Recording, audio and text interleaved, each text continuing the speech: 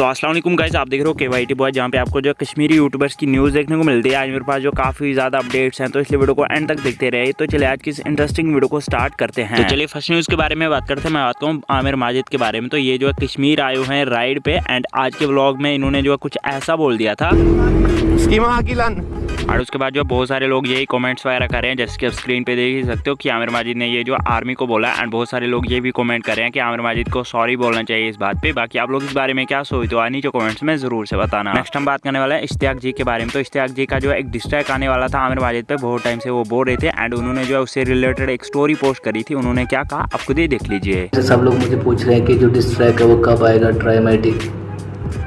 तो यार देखो, बात यह है कि कभी कभी ज़िंदगी में ऐसी चीज़ें हो जाती है ना कि जो इंसान कभी सोचता भी नहीं है। जिसको आप भाई मानते हो, अगर वो धोखा दे के तुम्हें चला जाए, बहुत सी बातें होती हैं यार। कभी भी कोई ऐसा चीज़ करना नहीं चाहता है कि यार किसी पे डिस निकालूं या कुछ करूं। ऐसा बुरा तब लगता है ना इंसान को जब आप किसी को अपना सगा भाई ऐसा मानते हो और वो तुम्हें धोखा दे के चला जाए।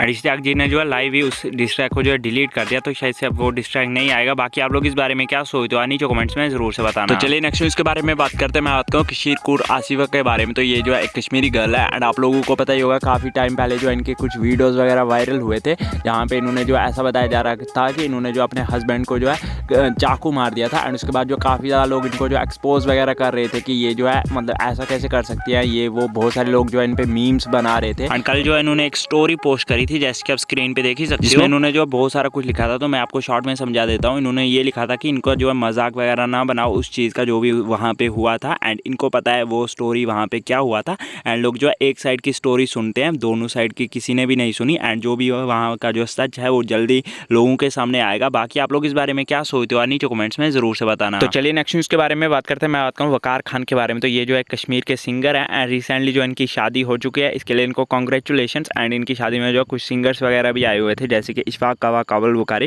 उन्होंने वहाँ पे जो कुछ गाने वगैरह भी साथ में गाए हैं। तो आप कुछ क्लिप्स देखिए।